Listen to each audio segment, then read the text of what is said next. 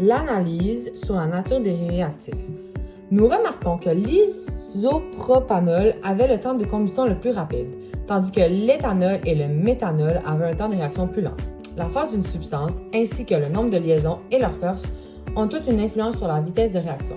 Dans cette situation, les trois substances étaient sous forme liquide, donc ce facteur est négligeable.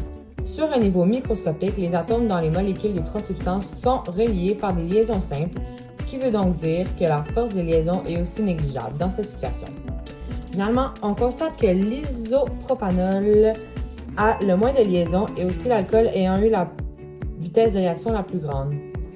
Ceci s'explique par le fait que plus il y a de liaisons et plus celles-ci sont fortes, donc plus ils ont besoin d'énergie pour les séparer. L'énergie d'accélération de la réaction est donc plus grande, ce qui résulte à une vitesse de réaction plus lente. L'analyse de la concentration. Nous remarquons que plus la concentration de la solution est concentrée, plus la vitesse de réaction sera rapide.